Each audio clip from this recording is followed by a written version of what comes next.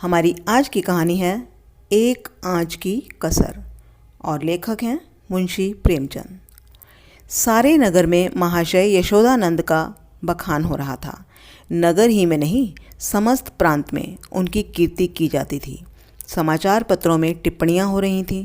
मित्रों से प्रशंसापूर्ण पत्रों का तांता लगा हुआ था। समाज सेवा इसको कहते हैं। उन्नत विचार के लोग ऐसा ही करते हैं। महाशय जी ने शिक्षित समुदाय का मुख उज्जवल कर दिया। अब कौन यह कहने का साहस कर सकता है कि हमारे नेता केवल बात के धनी हैं, काम के धनी नहीं हैं। महाशय जी चाहते तो अपने पुत्र के लिए उन्हें कम से कम 20,000 रुपये दहेज में मिलते, उस पर खुशामद घाते में। मगर लाला साहब ने सिद्धांत के सामने धन की रत्ती बराबर परवाह न की और अपने पुत्र का विवाह बिना एक पाई दहेज लिए स्वीकार किया। वाह वाह, हिम्मत हो तो ऐसी हो, सिद्धांत प्रेम हो तो ऐसा हो, आदर्श पालन हो तो ऐसा हो। वाह रे सच्चे वीर, अपनी माता के सच्चे सुपूत, तूने वह कर दिखाया जो कभी किसी ने किया था। हम बड़े गर्व से तेरे सामने मस्तक नवाते हैं। महाशय यशोदानंद के 2 पुत्र थे। बड़ा लड़का पढ़ लिख कर फाजिल हो चुका था। उसी का विवाह तय हो रहा था और हम देख चुके हैं बिना कुछ दहेज लिए। आज का तिलक था। शाहजहांपुर स्वामी दयाल तिलक लेकर आने वाले थे। शहर के गणमान्य सज्जनों को निमंत्रण दे दिए गए थे। वे लोग जमा हो गए थे। महफिल सजी हुई थी। एक प्रवीण सितारिया अपना कौशल दिखाकर लोगों को मुग्ध कर रहा था। दावत का सामान भी तैयार था। मित्रगण यशोदानंद को बधाइयाँ दे रहे थे। एक महाशय बोले, तुमने तो कमाल कर दिया। दूसरे, कमाल? यह कहिए कि झंडे गाड़ दिए। अब तक जिसे देखा मंच पर व्याख्यान झाड़ते ही देखा। जब काम करने का अवसर आता था तो लोग दुम दबा लेते थे। तीसरे, कैसे कैसे बहाने गढ़े जाते हैं साहब, हमें तो दहेज से सख्त नफरत है। यह मेरे सिद्धांत के विरुद्ध है, पर क्या करूं? अब बच्चे की अम्मी जान नहीं मानती। कोई अपने बाप पर फेंकता है और कोई किसी खर्राट पर। चौथे, अजी कितने तो ऐसे बेहया हैं जो साफ साफ कह देते हैं कि हमने लड़के को शिक्षा दीक्षा में जितना खर्च किया है वह हमें मिलना चाहिए, मानो उन्होंने रुपए किसी बैंक में जमा किए थे। पाँचवें, खूब समझ रहा हूँ आप लोग मुझ पर छींटे उड़ा रहे हैं। इसमें लड़के वालों का ही सारा दोष है या लड़की वालों का भी कुछ है? पहले, लड़की वालों का क्या दोष है सिवाय इसके कि वह लड़की का बाप है? दूसरे, सारा दोष ईश्वर का जिसने लड़कियां पैदा की। क्यों? पाँचवें, मैं यह नहीं कहता। न सारा दोष लड़की वालों का है न सारा दोष लड़के वालों का। दोनों ही दोषी हैं। अगर लड़की वाला कुछ ना दे तो उसे यह शिकायत करने का कोई अधिकार नहीं है कि डाल क्यों नहीं लाए, सुंदर जोड़े क्यों नहीं लाए, बाजे गाजे पर धूमधाम के साथ क्यों नहीं आए, बताइए। चौथे, हाँ, आपका यह प्रश्न गौर करने लायक है। मेरी समझ में तो ऐसी दशा में लड़के के पिता से यह शिकायत ना होनी चाहिए। पाँचवें, तो यूँ कहिए कि दहेज प्रथा के साथ साथ डाल, गहने और जोड़ों की प्रथा भी त्याज्य है। केवल दहेज को मिटाने का प्रयत्न करना व्यर्थ है। यशोदानंद, यह भी लेम एक्सक्यूज़ है। मैंने दहेज नहीं लिया है, लेकिन क्या डाल गहने ना ले जाऊंगा? पहले, महाशय आपकी बात निराली है। आप अपनी गिनती हम दुनिया वालों के साथ क्यों करते हैं? आपका स्थान तो देवताओं के साथ है। दूसरा, 20,000 की रकम छोड़ दी, क्या बात है। यशोदानंद, मेरा तो यह निश्चय है कि हमें सदैव प्रिंसिपल पर स्थिर रहना चाहिए। प्रिंसिपल के सामने मनी की कोई वैल्यू नहीं है। दहेज की कुप्रथा पर मैंने खुद कोई व्याख्यान नहीं दिया, शायद कोई नोट तक नहीं लिखा। हाँ, कॉन्फ्रेंस में इस प्रस्ताव को सेकंड कर चुका हूँ। मैं इसे तोड़ना भी चाहूँ तो आत्मा ना तोड़ने देगी। मैं सत्य कहता हूँ, यह रुपये लूँ तो मुझे इतनी मानसिक वेदना होगी कि मैं शायद इस आघात से बच ही ना सकूँ। पाँचवें, अब की कॉन्फ्रेंस आपको सभापति न बनाए तो उसका घोर अन्याय है। यशोदानंद, मैंने अपनी ड्यूटी कर दी, उसका रिकॉग्निशन हो या ना हो मुझे इसकी परवाह नहीं। इतने में खबर हुई कि महाशय स्वामी दयाल आ पहुँचे। लोग उनका अभिवादन करने को तैयार हुए। उन्हें मसनद पर ला बिठाया और तिलक का संस्कार आरंभ हो गया। स्वामी दयाल ने एक ढाक के पत्तल पर नारियल, सुपारी, चावल, पान आदि वस्तुएं वर के सामने रखीं। ब्राह्मणों ने मंत्र पढ़े, हवन हुआ और वर के माथे पर तिलक लगा दिया गया। तुरंत घर की स्त्रियों ने मंगलाचरण गाना शुरू कर दिया। यहाँ महफिल में महाशय यशोदानंद ने एक चौकी पर खड़े होकर दहेज की कुप्रथा पर व्याख्यान देना शुरू किया। व्याख्यान पहले से लिखकर तैयार कर लिया गया था। उन्होंने दहेज की ऐतिहासिक व्याख्या की थी।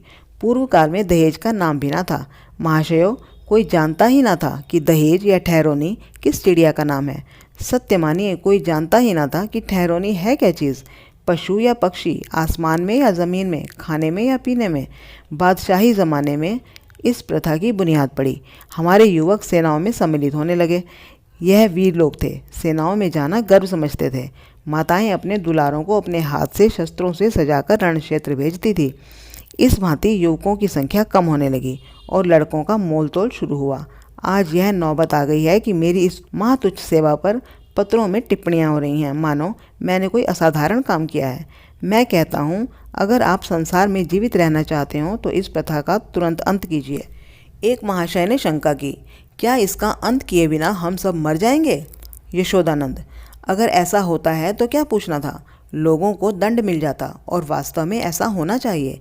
यह ईश्वर का अत्याचार है कि ऐसे लोभी, धन पर गिरने वाले, बुर्दा फरोश, अपनी संतान का विक्रय करने वाले नराधम जीवित हैं और समाज उनका तिरस्कार नहीं करता, मगर यह सब बुर्द फरोश हैं इत्यादि। व्याख्यान बहुत लंबा और हास्य भरा था। लोगों ने खूब वाहवाह की। अपना वक्तव्य समाप्त करने के बाद उन्होंने अपने छोटे लड़के परमानंद को, जिसकी अवस्था 7 वर्ष की थी, मंच पर खड़ा किया। उसे उन्होंने एक छोटा सा व्याख्यान लिखकर दे रखा था। दिखाना चाहते थे कि इस कुल के छोटे बालक भी कितने कुशाग्र बुद्धि हैं। सभा समाजों में बालकों से व्याख्यान दिलाने की प्रथा है ही। किसी को कौतूहल ना हुआ। बालक बड़ा सुंदर, होनहार, हंसमुख था। मुस्कुराता हुआ मंच पर आया और एक जेब से कागज़ निकालकर बड़े गर्व के साथ उच्च स्वर में पढ़ने लगा। प्रिय बंधुवर, नमस्कार। आपके पत्र से विदित होता है कि आपको मुझ पर विश्वास नहीं है। मैं ईश्वर को साक्षी करके कहता हूँ कि धन आपकी सेवा में इतनी गुप्त रीति से पहुँचेगा कि किसी को लेश मात्र भी संदेह ना होगा। हाँ, केवल एक जिज्ञासा करने की धृष्टता करता हूँ। इस व्यापार को गुप्त रखने से आपको जो सम्मान और प्रतिष्ठा का लाभ होगा और मेरे निकटवर्ती में मेरी जो निंदा की जाएगी, उसके उपलक्ष्य में मेरे साथ क्या रियायत होगी। मेरा विनीत अनुरोध है कि 25 में से 5 निकालकर मेरे साथ न्याय किया जाए। महाशय यशोदानंद घर के मेहमानों के लिए भोजन परसने का आदेश करने गए थे। निकले तो यह वाक्य उनके कानों में पड़ा, 25 में से 5 मेरे साथ न्याय किया जाए। चेहरा फक हो गया। झपट कर लड़के के पास गए, कागज़ उसके हाथ से छीन लिया और बोले, नालायक, यह क्या पढ़ रहा है? यह तो किसी मुवक्किल का खत है जो उसने अपने मुकदमे के बारे में लिखा था। यह तू कहाँ से उठा लाया? शैतान, जा वह कागज़ ला जो तुझे लिख कर दिया था। एक महाशय, पढ़ने दीजिए, इस तहरीर में जो लुत्फ़ है वह किसी और तकरीर में ना होगा। दूसरे, जादू वह जो सिर चढ़ के बोले। तीसरे, अब जलसा बर्खास्त कीजिए, मैं तो चला। चौथा, यहाँ भी चलतू हुए। यशोदानंद, बैठिए बैठिए, पत्थर लगाए जा रहे हैं। पहले, बेटा परमानंद, ज़रा यहाँ तो आना, तुमने यह कागज़ कहाँ से पाया? परमानंद, बाबूजी ने ही तो लिखकर अपनी मेज़ के अंदर रख दिया था। मुझसे कहा था कि इसे पढ़ना। अब नाहक मुझसे खफा हो रहे हैं। यशोदानंद, वह यह कागज़ था कि सुअर, मैंने तो मेज़ के ऊपर ही रख दिया था। तूने ड्रॉर में से दूसरा कागज़ क्यों निकाला? परमानंद, मुझे मेज़ पर नहीं मिला। यशोदानंद, तो मुझसे क्यों नहीं कहा? ड्रॉर क्यों खोला? देखो, आज मैं खबर लेता हूँ कि तुम भी याद करोगे।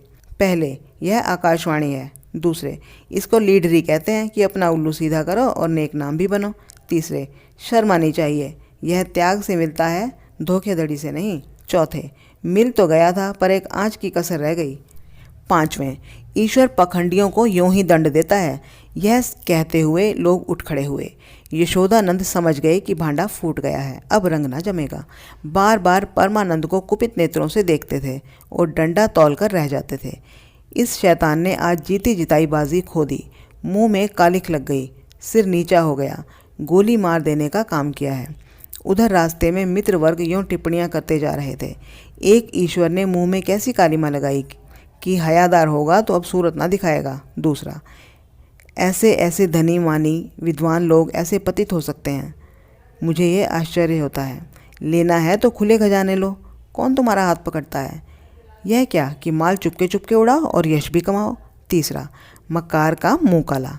चौथा, यशोदानंद पर दया आ रही है। बेचारे ने इतनी धूर्तता की, उस पर भी कलई खुल ही गई, बस एक आँच की कसर रह गई। तो ये थी आज की कहानी, एक आँच की कसर।